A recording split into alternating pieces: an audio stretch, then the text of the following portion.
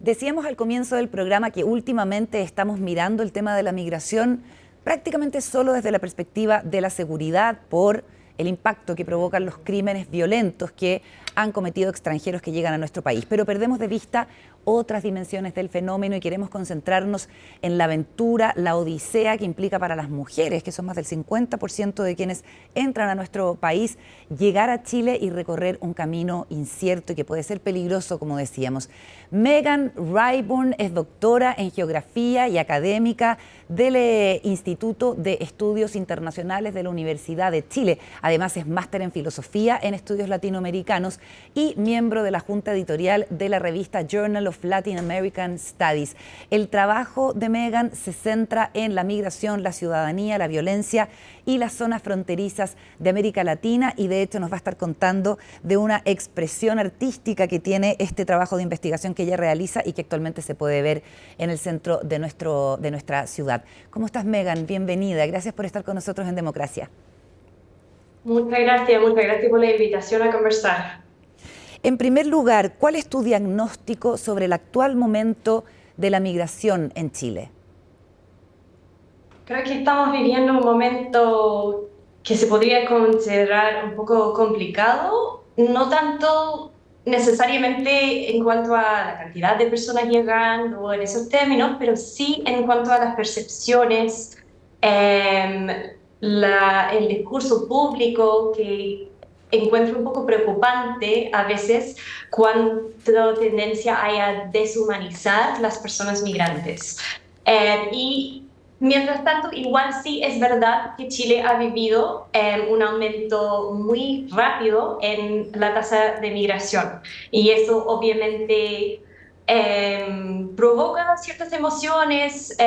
Todo es muy nuevo lo que está viviendo este país. ¿Y cuánto ha influido a tu juicio lo que yo mencionaba, la violencia asociada a los delitos que cometen personas extranjeras en esta percepción que tú dices que, digamos, se ha ido deteriorando? Claro, es la pregunta del día, ¿no? Bueno, yo creo que en realidad tenemos que ser muy cuidadosos con separar esas cosas también. Que sí, extranjeros han cometido delitos, pero yo creo que necesitamos separar eso de la conversación sobre la migración y la gran mayoría de personas que vienen a aportar al país, que vienen quizás en circunstancias difíciles, y que esas cosas en verdad yo creo que lo necesitamos separar más. Y por cierto, los medios de comunicación, especialmente los tradicionales, más objetivos, quizás con más evidencia empírica, tienen un rol fundamental en eso. Sí, un poco como ayudarnos a entender qué es mito, qué es realidad. Y si es cierto que hay extranjeros que han cometido delitos, la investigación más reciente dice que en un total de los delitos, los migrantes no son sobre representados en estas estadísticas. Si lo vemos como total, comparado población chilena y población migrante. Claro, sí, el problema de eso es que son más violentos algunos de los delitos que se han producido por parte de extranjeros, y eso genera como un cambio de percepción. Quisiera preguntarte, Megan, ¿cuál crees tú que o por dónde pasa un camino de solución para un fenómeno que es global? Si consideramos que los países no pueden soportar una presión sin límites, cada vez se extiende más la idea de segurizar la frontera, ser más duro con eso, cerrar derechamente las fronteras. Eso también se ve en el discurso político.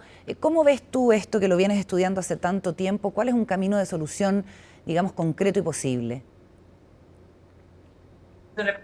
Muy difícil y no sé si tengo la respuesta, pero sí, lo que primero destacaría es que si bien ahora la tasa de migración en Chile está más o menos al 8,5%, yo creo, de la población total, eso sigue siendo más bajo que en otros países en Europa. Por ejemplo, en Inglaterra creo que es alrededor de 14%, en mi propio país, Nueva Zelanda, son 27% las personas que nacieron en el exterior. Así que partiendo por allá, que lo que está viviendo Chile, si bien ha sido un aumento muy rápido, hay países con mayores tasas, muchas mayores tasas de personas migrantes que han podido absorber ese número de personas.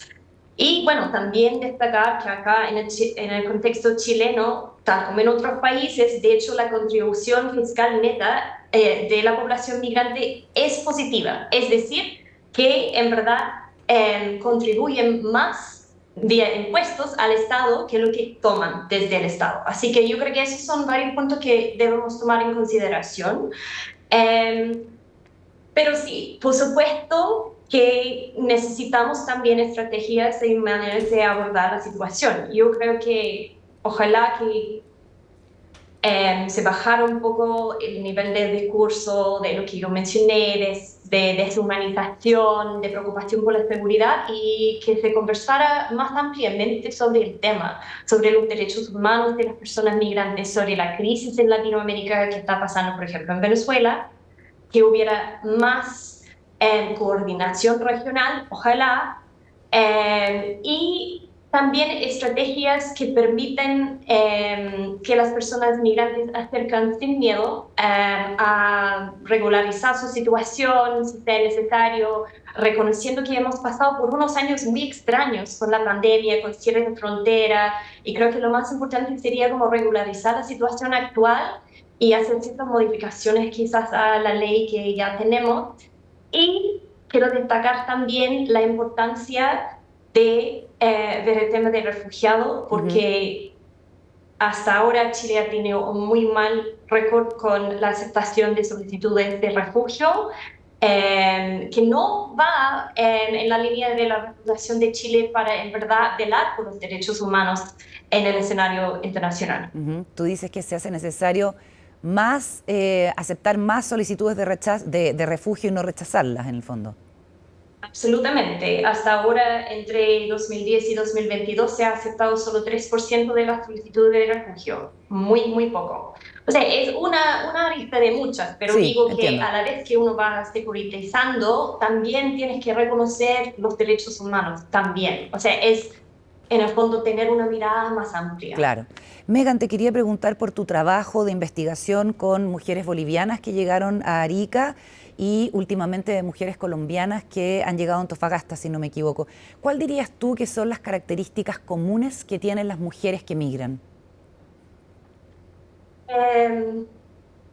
Bueno, características en común, yo creo que muchas veces, hablando de la migración más típica que quizás vemos acá en la región de Latinoamérica, muchas veces es una migración como parte de una estrategia familiar, a veces es solo la mujer que migra, pero a lo mejor es parte de una estrategia familiar para mejorar su situación en su país de origen, quizás dejando hijos con su mamá, sus abuelos, por ejemplo, pero para mejorar su situación, que quizás ya ha llegado a punto de no ser factible, para dar un ejemplo. Así que hay mucho de relaciones familiares entre y medio de las razones por migrar.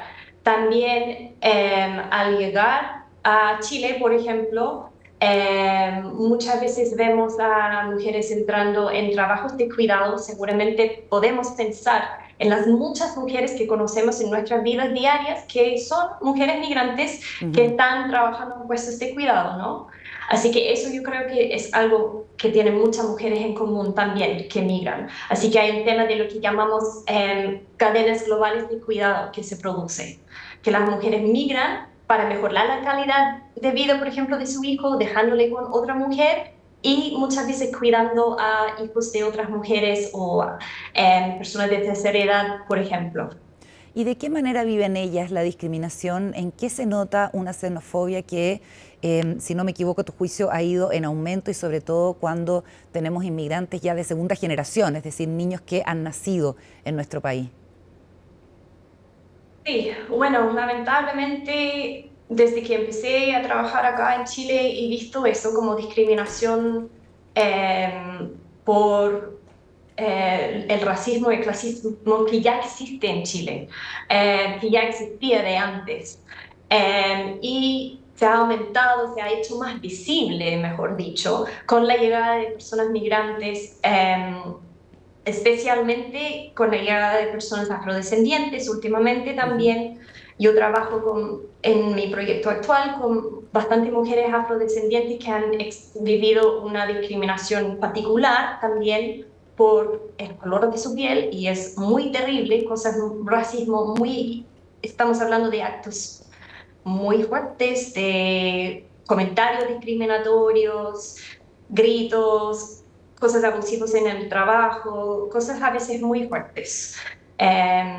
Así que, claro, ha ido en aumento, yo diría, y es un factor diario para muchas mujeres, yo creo. Algo de la vida diaria. Megan, cuéntame de este proyecto Hilos Fronterizos que, digamos, hace que el resultado de tu investigación se exprese en arpilleras testimoniales, ¿no?, que están siendo expuestas en el Centro Cultural La Moneda. Cuéntame de ese proyecto. Primeramente es un trabajo en equipo y somos muy orgullosas de nuestro proyecto.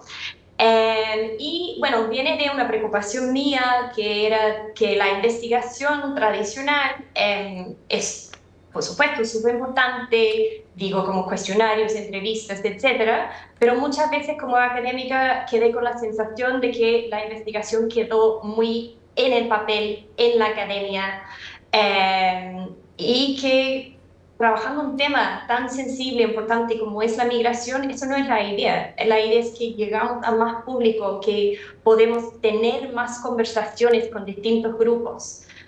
Y además, para mí, a veces sentí que, claro, no es mi lugar estar hablando por esas mujeres como con quienes trabajo. Quería ayudar a dar un espacio para ellas, para expresarse, para contar sus propias historias, sin yo estar entre medio. Entonces lo que hicimos era tomar la técnica de la arpillera, y específicamente la arpillera chilena, que se desarrolló durante la dictadura, y con un grupo de, chilenas y personas migrantes, nuestro equipo coordinador, enseñamos esa técnica a un grupo de mujeres colombianas que viven en Antofagasta, con quien yo ya llevaba muchos años trabajando, y a través de un proyecto que duró 5 meses en 2022, abordaron sus historias en arpilleras y además yo les entrevisté y sacamos testimonios de sus vidas. Y ahora esto está en exposición en el Centro Cultural La Moneda hasta el 26 de mayo. Y también hay un breve cortometraje animado que lo acompaña y intenta como hilar todas esas historias. Lo vi, es muy bonito el cortometraje y se está exhibiendo ahí también en la muestra entonces, ¿no? Absolutamente. Megan, muchísimas gracias por la conversación y el punto de vista. Hasta la próxima en Democracia. Muchas gracias.